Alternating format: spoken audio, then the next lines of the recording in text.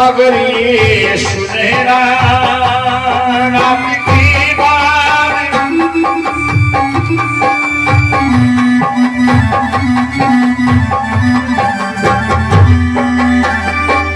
रात की बात होगा सवेरा, देखना हो अगर ये सुनहरा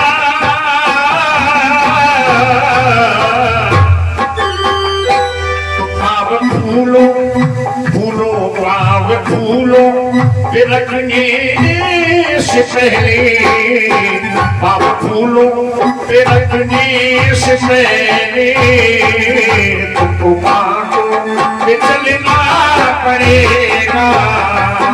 बाग फूलो बिरखने से पहले तुमको बागों में चलना पड़ेगा।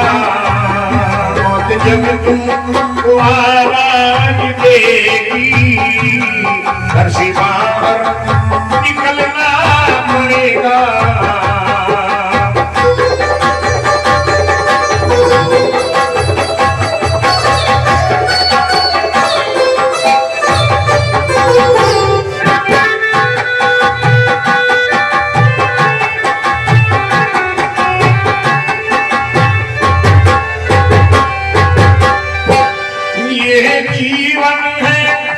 ये जीवन है एक पल का सपना, ढूंढने कोई भगवान अपना।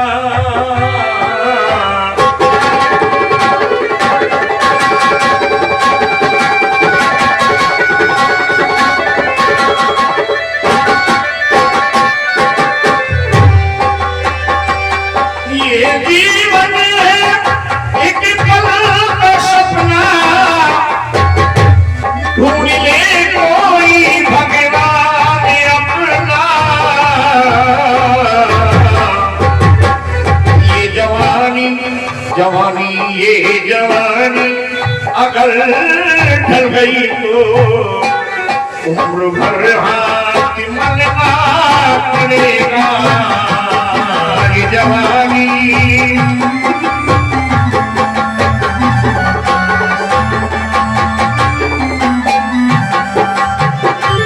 ये जवानी अगर ढल गई तो उम्र भर हाथ मलना पड़ेगा।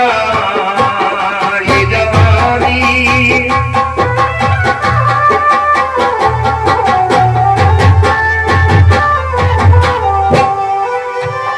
जीवन खत्म हो गया तब जीने का ढंग आया तो क्या, सम्मा बुझ गई तब महफिल में रंग आया तो क्या, गाड़ी निकल गई तब घर से चला मुसाफिर, उस वक्त वक्त मांगा जब वक्त तंग आया तो क्या।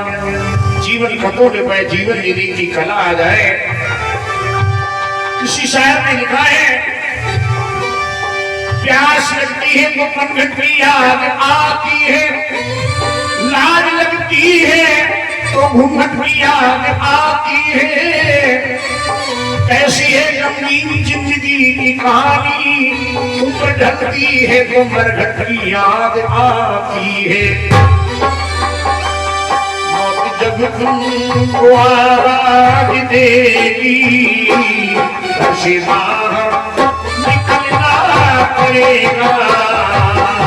जिंदगी में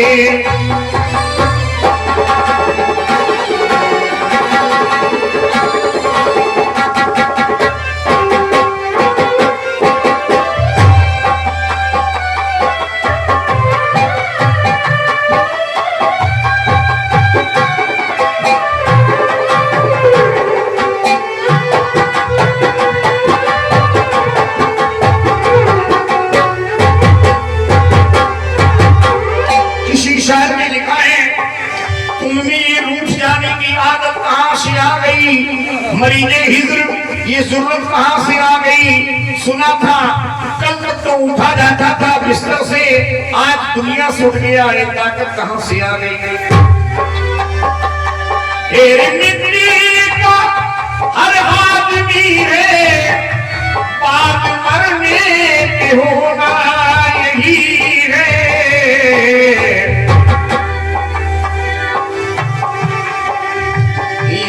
जमीन पे कब्रे खुदे की क्या छिपाओ जलना पड़ेगा ये जमीन पे।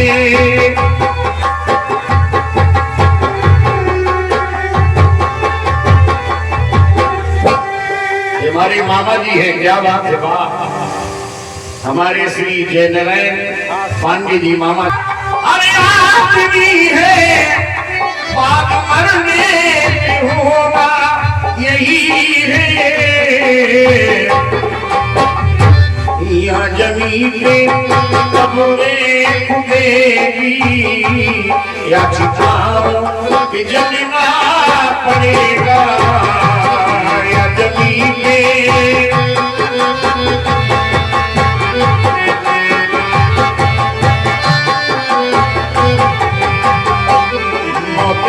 तुमको आवाज देगी घर से बाहर निकलना पड़ेगा जिंदगी किराए को भरे हैं एक दिन निकलना पड़ेगा।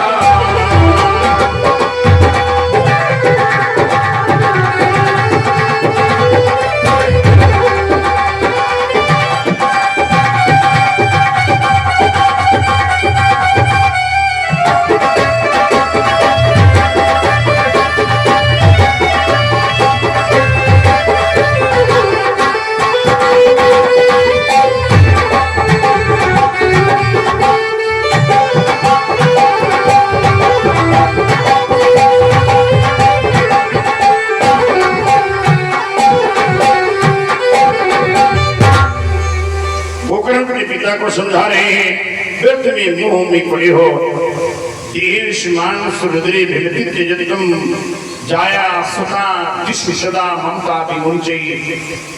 ये ममता है, इस ममता के कारण तुम घर परिवार के मोह में बंधे हुए हो। पश्याम निशम जगदिदम क्षणभंग निष्ठम, ये क्षणभंगुर जीवन है।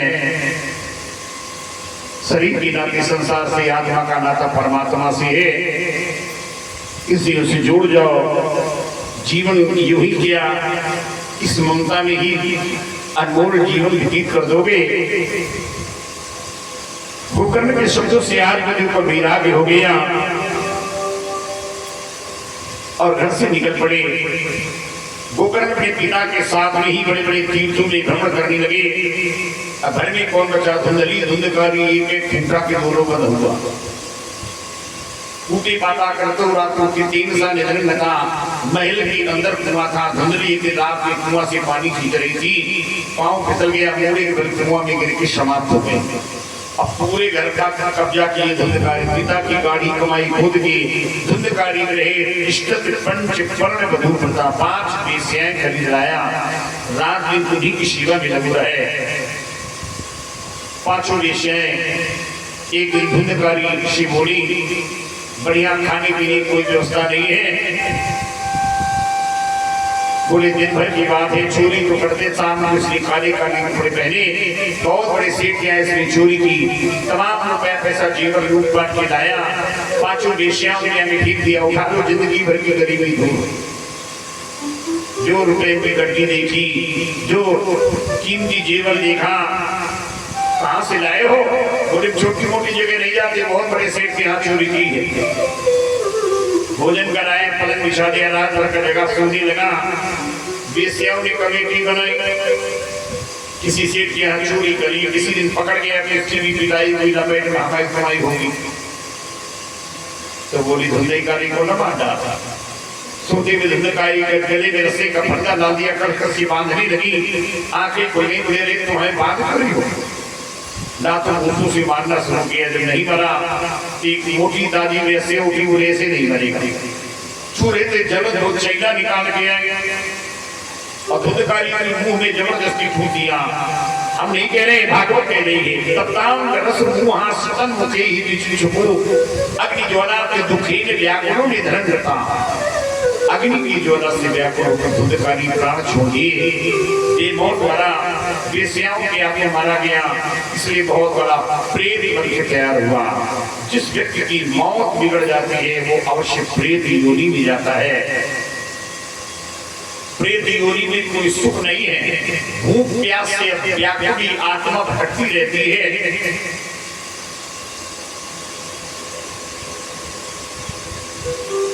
महाराज जी कहते हैं और आज के जमाने में मौतें ज्यादा बिगड़ रही है।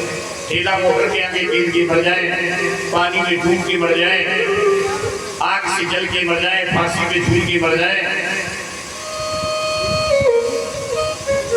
बेमौत मरे से बहुत बड़ा प्रेत बना।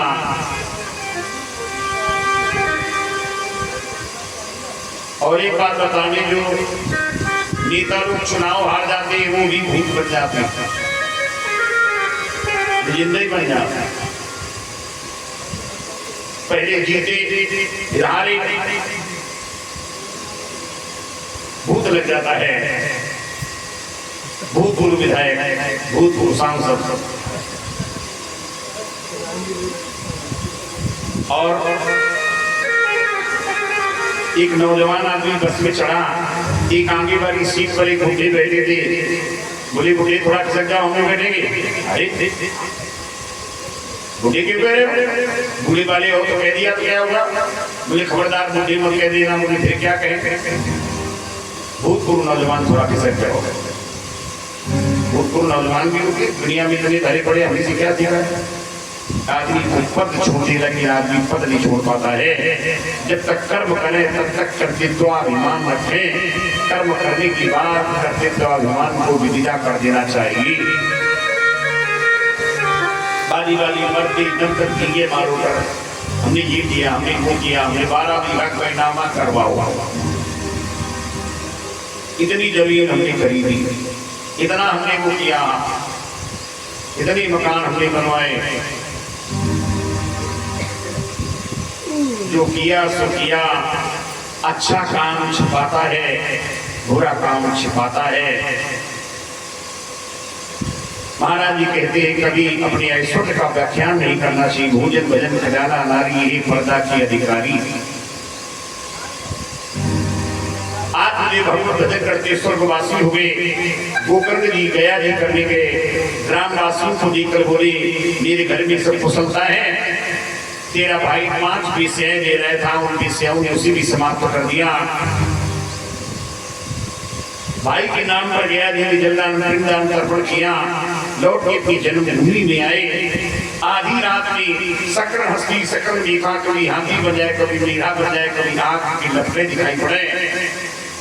मेरे घर का दरवाजा इतना बड़ा हाथी कहां से आ गया? कमंडल से हाथ में जल लिया गोकर्ण ने। असली रूप में प्रकट हो जाओगे, जल छोड़ के भस्म। ताड़ के वृक्ष के समान शरीर लंबा हो गया, मुख का छिद्र सुई की नोक से छोटा, बोलने से मजबूर है। गोकर्ण ने मंत्रोच्चार करके जल छोड़ दिया तो बोलने की शक्ति आ गई और अपना परिचय देने लगा। अहम भ्राता तुदियोषु धुंधकारी के नाम का, हम तुम्हारे भैया हैं, मेरा नाम धुंधकारी है। बेस्याओं ने हमारे शरीर की दुर्गत की है। मैंने तुम्हारे नाम पर गया जी, जलदान पिंडदान तर्पण किया, तुम्हारा उद्धार नहीं हुआ तो धुंधकारी बोला गया। श्राद्ध शती नाम मुक्ति निवेद भविष्य थी। तुम एक बार नहीं 100 बार जलदान पिंडदान करो, मैं तो प्रेत योनि में हूं। तो सवारी सवेरे तुम्हारे उद्धार का उपाय सोचेंगे। जगत के प्रत्यक्ष दिखाई देने वाली देवता सूर्य भगवान प्रकट हुए, हाथ में जल लेके बोले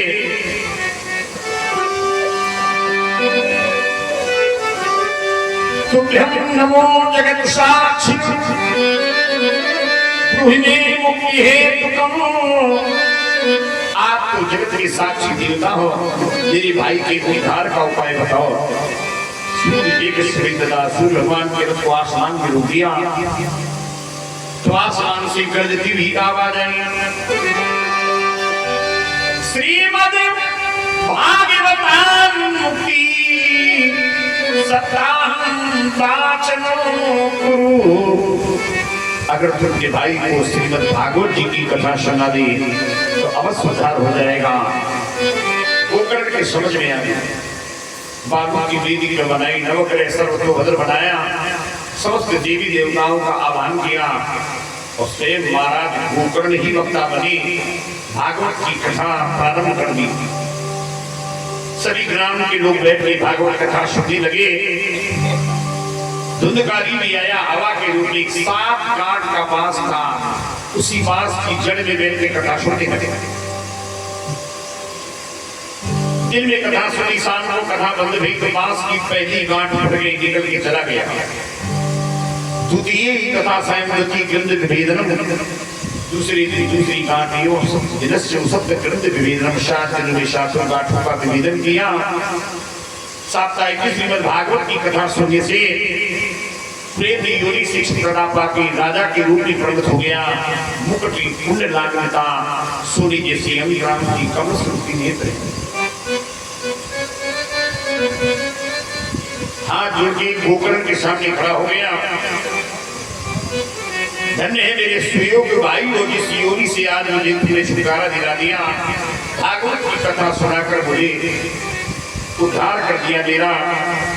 भगवान के पार्षद विमान लेकर आए और धुंधकारी उसी विमान पर बिठाल के परम धाम किए जा रहे।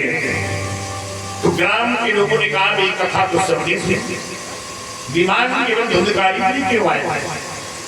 भगवान के पार्षदों ने कहा कथा तो सबने सुनी, लेकिन जैसे धुंधकारी ने सुनी ऐसे किसी ने नहीं सुनी। दिन में कथा सुना, रात में इसी कथा का मनन किया करता। और गांव के लोग दिन में कथा सुनी, रात में घर की कथा में पड़े रहते, विमान के अधिकारी नहीं है। बड़े नियम और संयम से कथा सुनना चाहिए। कामम क्रोधम मदम मानम लोभमेव वस्तर्यो च, छोड़ देना चाहिए।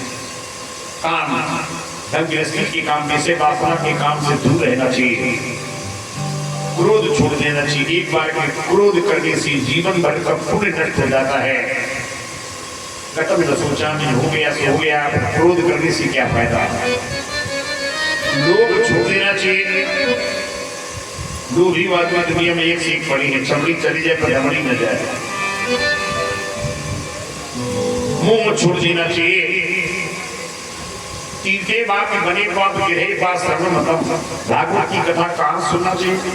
या किसी तीर्थ स्थान में जाकर सुने, या किसी देवालय मंदिर में जाकर कथा सुने।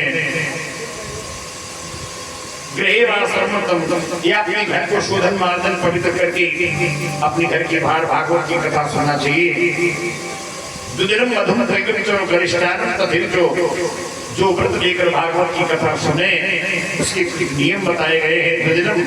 अन्य के टोकरे में जो टुकड़े हो जाए दाल का प्रयोग नहीं करना चाहिए।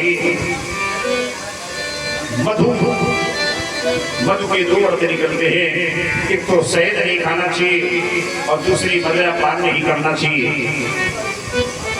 तेल नहीं खाना चाहिए, तेल भी वर्जित है। ये लाई का कड़वा तेल जो है ये नहीं खाना चाहिए। गरिष्ठानम तचिवतावासी भोजन नहीं करना चाहिए। भोजन को वरम मणि कथा श्रवण कार्यक्रम, व्रत लेकर के कथा सुनना चाहिए। अगर व्रत लेकर कथा सुनने में विघ्न हो, लोकवासो बरापुरता कथा विघ्न करोगे दी। सारे 7 दिन व्रत रहने में अगर तकलीफ होती हो तो शाम को शाम भोजन कर लेना चाहिए, लेकिन दिन में फिर भी फलाहार ही रहना चाहिए। भगवान ये नहीं कहते कि भूखे रहो तभी प्रसन्न होंगे, ये तो अपनी आराम के लिए है। फल फलारी दूध घी मेवा खा लो, जिससे बैठने में दिक्कत न हो, आलस न आवे, बार बार उठना न पड़े। शाम को शाम भोजन कर लेना चाहिए। महाराज जी कहते हैं जो व्यक्तिगत कथा सुने, जरूरी नहीं है कि हम 500 आदमी को भोजन करावे तभी भगवान प्रसन्न होंगे। कुंवारी कन्याओं को, 12 ब्राह्मणों को, अपने मान्य वर्ग को भोजन करा देने से भी कोटि यज्ञ फल प्रदान, करोड़ों यज्ञों का फल प्रदान होता है। जो वक्ता हो, अनेक दृष्टांत कुशलो धीरो, अनेक वेदों पुराणों का विज्ञाता हो, ज्ञानवान हो, गंभीरता व्यक्तित्ववादी हो, लालची हो, कोई लालच बस नहीं देना चाहिए व्यास को कि हमें यहाँ 50,000 रुपए मिल जाए तभी हम खुश होंगे। भागवत का कोई मोल नहीं है। जो भी कृपा से मिल जाए उसी में संतुष्ट रहना चाहिए, उसी में प्रसन्न रहना चाहिए। व्यास को देना क्या चाहिए? व्यास को भागवत में लिखा है तथाप सुवर्ण देनु व्रत पूर्ण चहित ले, व्रत के पूर्ण होने पर हवन के बाद में छोटी सी सोने की गऊ बनाकर वक्ता को दान में देना चाहिए। दक्षिणा का प्रावधान कहीं नहीं लिखा है। महाराज जी कहते हैं कोटि का फल प्रदा करोड़ों यज्ञों का फल प्राप्त होता है। इस प्रकार से कथा सुनने से भागवत की विधि वर्णन महाराज जी ने किया। तो गोकर्ण के शब्दों से महाराज तो कथा सुनाना बंद न करो, जैसे धुंधकारी ने सुनी ऐसे हम भी सुनेगी। तब तक महाराज गोकर्ण ने भागवत की कथा बंद ही नहीं की जब तक ब्राह्मण से लेकर चांडाल प्रत्येक विमान पूरी ग्रामवासियों के लिए नहीं आया। जैसे अयोध्या वासिना पूर्व में था रामेण संहिता, अयोध्या के लोग राम के साथ साकेत का दर्शन किया। ब्रजवासियों ने भगवान श्री कृष्ण के साथ गोलोक का दर्शन किया। इसी प्रकार गोकर्ण के ग्रामवासियों ने भगवान के परमधाम का दर्शन किया। धन्याम भागवत की वार्ता प्रेत पीड़ा विनाशनी। धन्य है भागवत जी की कथा जो प्रेत योनि से भी छुटकारा दिले देती है। ये महाराज सूत जी ने कथा सोमकार ऋषियों को सुनाई। बोले और क्या सुनना चाहते हो? तो सौनक ऋषि ने कहा महाराज आपने सुखदेव जी की जन्म की कथा सुनाई थी। तोते के रूप में शंकर जी के मुखार से सुनी कथा, वही बने सुखदेव। और सुखदेव ने राजा परीक्षित को कथा सुनाई। तो ये परीक्षित जी कौन थे? अर्जुन के नाम में अभिमन्यु के बेटे परीक्षित थे। सौनक ऋषि ने कहा महाराज आपने दो शब्दों में कह दिया। इनको भगवान श्री कृष्ण से अनन्य स्नेह प्रेम क्यों था?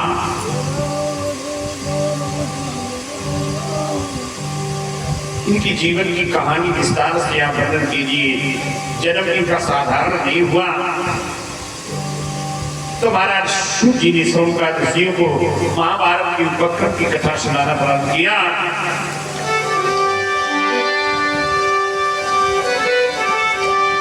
चली जा रही है उम्र धीरे धीरे, चली जा रही है उम्र धीरे धीरे, चली जा रही है,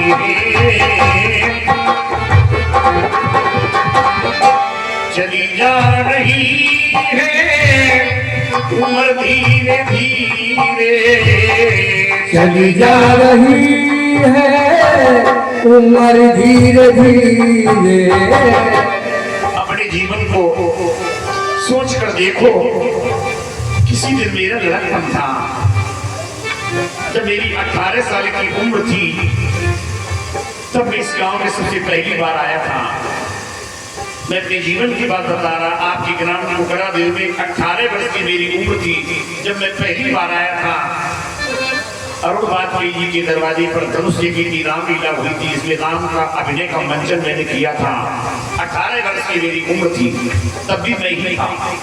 आज भी मैं ही हूँ, लेकिन शरीर बदलता जा रहा है।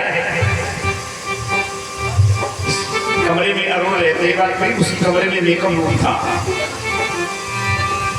अरुण के ताबूजी ने वो रामलीला करवाई थी और उमा नारायण पांडे साजिदपुर के थे कलाकारों का चयन किया था। मंदना में स्टेशन के उस तरफ राजू सविता की दुकान थी। वहीं पर सब कलाकारों का जमघट हुआ। सबसे ज्यादा पुरस्कार अगर हमको राम के अभिनय में मिला था। सबसे पहली बार बने ही थे धनुष के राम। सबसे ज्यादा पुरस्कार था हमारा 85 रुपए इनाम था, जबकि 1 रुपया 2 रुपया पुरस्कार चलता था। हम पूरे नहीं समा रहे थे, 85 रुपए थे।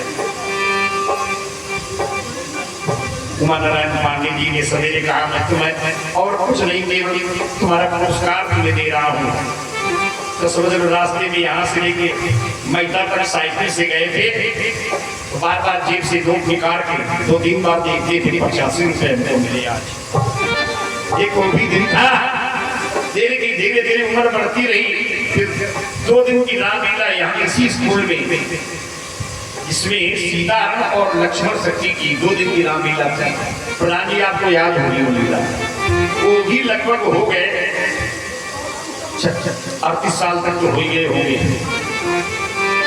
और कम से कम 20-25 साल पहले से इस भागवत के मंच पर भी मुझे पहली बार ही यहाँ से कथा हमने ही प्रारंभ की, और भी वक्ता आते रहे। तो धीरे धीरे मैं हम सब लोग वही है, लेकिन उम्र धीरे धीरे बढ़ती चली जा रही है। जाने कितने दुनिया से लोग चले गए, और भी चली जा रही है उम्र धीरे धीरे चली जा रही है उम्र धीरे धीरे, चली जा रही है उम्र धीरे धीरे, चली जा रही है उम्र धीरे धीरे। पल पल को आठों पहर धीरे धीरे, पल पल को आठों पहर धीरे धीरे।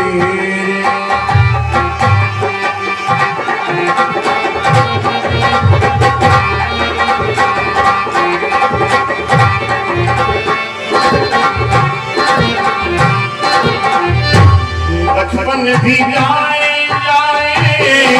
जवानी भी जाए, बचपन भी जाए जवानी भी जाए, बचपन भी जाए जवानी भी जाए, जवानी भी जाए। क्या आपे का होगा असर धीरे धीरे, आपे का होगा असर धीरे धीरे, आपे का होगा।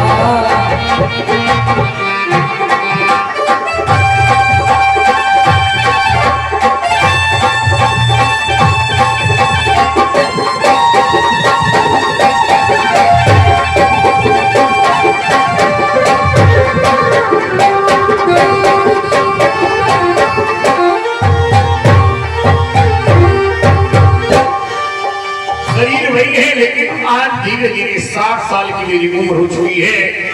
सारा संसार की उम्र धीरे धीरे बढ़ती चली जा रही है। तेरे हाथ पाँव बलना रहेगा, तेरे हाथ पाँव में बलना रहेगा,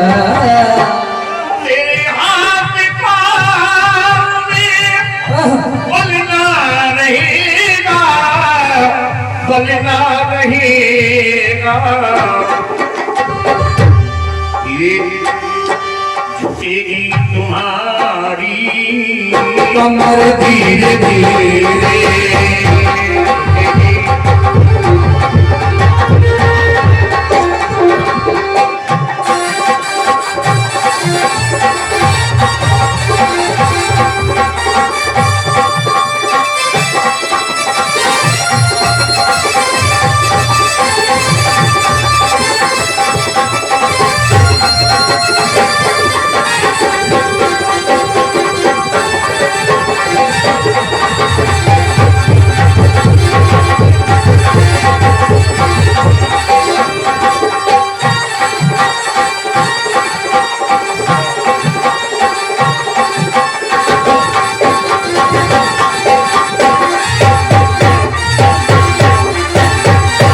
शिथिल अंग होंगे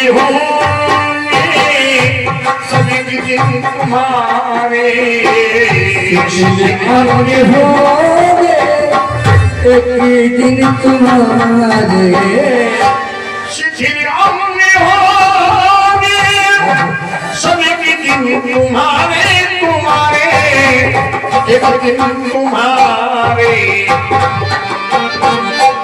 तेरी मंद होगी नजर धीरे धीरे तेरी मंद होगी नजर धीरे धीरे चली जा रही है उम्र धीरे धीरे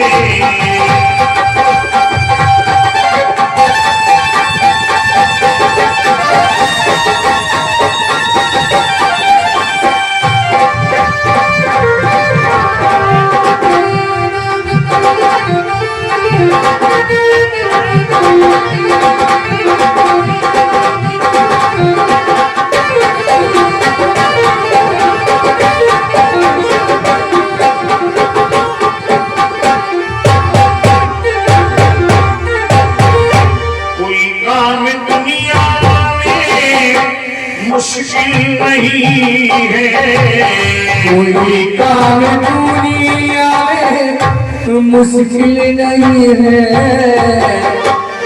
कोई भी गीत हो या कोई भी पाठ हो उसको याद करने के लिए बैठो तो उन्हें कठिन दिखाई पड़ेगा, कैसे भी याद कर पाएंगे इतनी बार।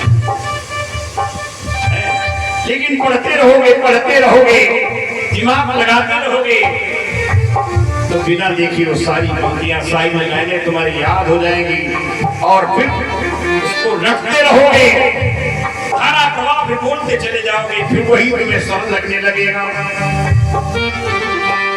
और कोई काम दुनिया में मुश्किल नहीं है, कोई काम दुनिया में मुश्किल नहीं है।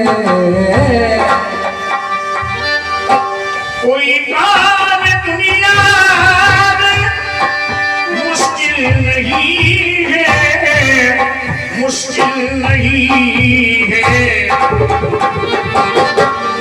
करते रहोगे यत्न धीरे धीरे, करते रहोगे यत्न धीरे धीरे, करते रहोगे यत्न धीरे धीरे, करते रहोगे यत्न धीरे धीरे।